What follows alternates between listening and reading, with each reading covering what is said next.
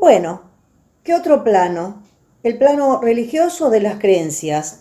Cada organización social eh, fue creyendo en distintos dioses. Por ejemplo, cuando veamos los pueblos, los estados de la Mesopotamia asiática o Egipto, que está ubicado en el noroeste de África, vamos a ver que muchos pueblos eran politeístas, es decir, creían en varios dioses, en muchos dioses.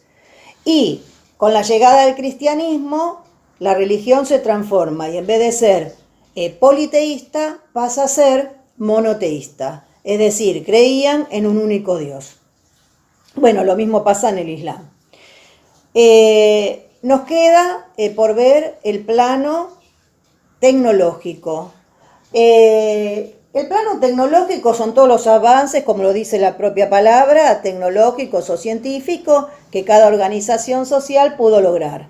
Por ejemplo, les voy dando ejemplos para que ustedes vayan comprendiendo mejor lo que yo les digo, porque los van a tener que identificar todo esto en el texto para tener una mejor comprensión lectora, que es a esto a lo que estamos apuntando.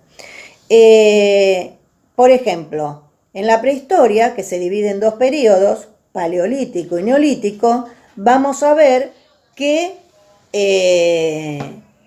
descubren el fuego en el periodo paleolítico.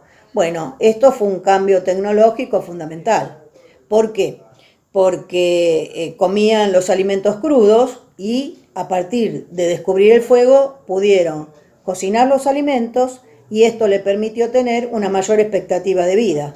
En esa época no había antibióticos, es mucho posterior. Entonces, al comer la carne cruda se comía obviamente con bacterias y las expectativas de vida de una persona bajaban. La expectativa de vida es cuántos años una persona puede vivir. ¿Qué otra cosa les permitió el fuego? Y por eso también fue un avance tecnológico. Le permitía ser un abrigo en las noches de frío, arrimados a una fogata, le permitía también una iluminación durante las noches. Bueno, esto es para citar uno de los ejemplos tecnológicos. Después vamos a ver toda la tecnología, cómo fue avanzando en el transcurso del tiempo.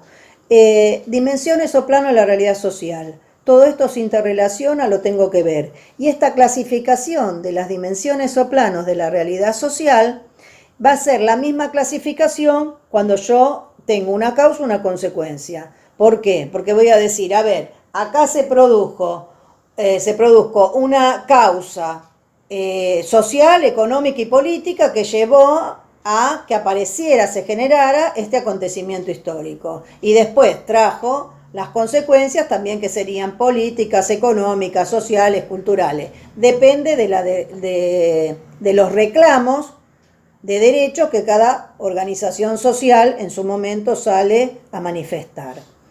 Bueno, otro de los temas que también vamos a ver en los textos son los que denominamos cambios y continuidades.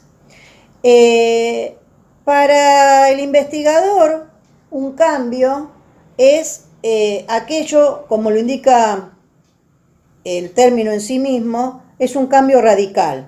Veníamos con una tendencia en determinadas cosas y aparece un elemento nuevo que va a cambiar el paradigma, es decir, la nueva visión que se va a tener del mundo.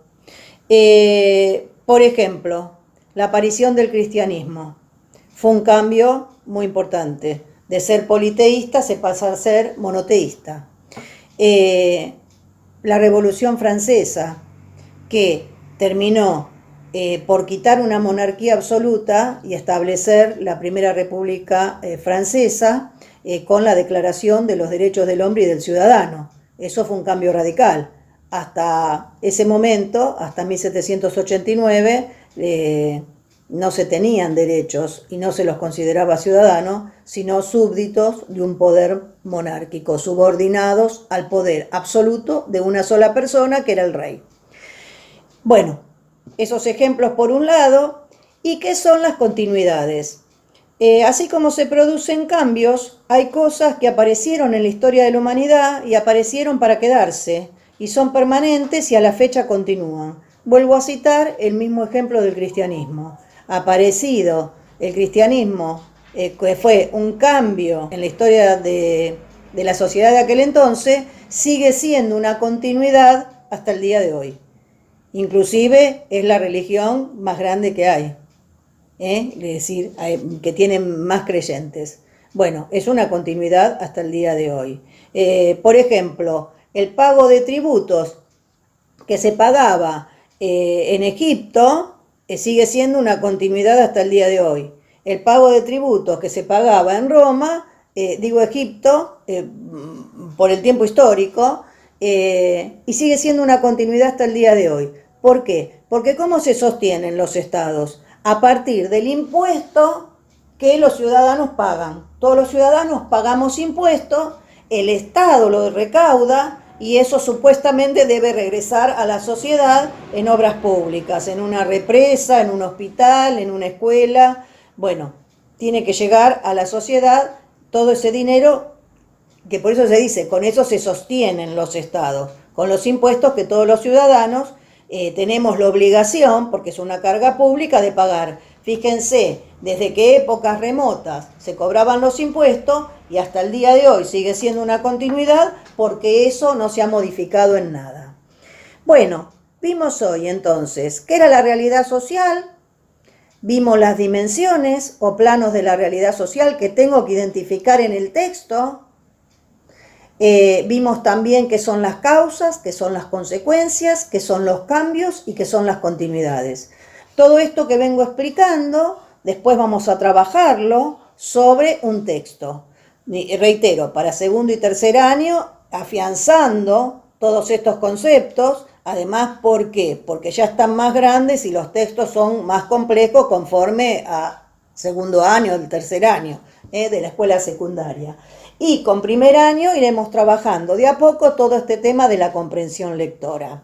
Me queda explicarles en un próximo video, muy cortito, los conceptos estructurantes de las ciencias sociales que también debemos descubrir en el texto para tener una correcta comprensión lectora. Bueno, les mando un cariño grande para todos y para todas. Nos vemos en el próximo video.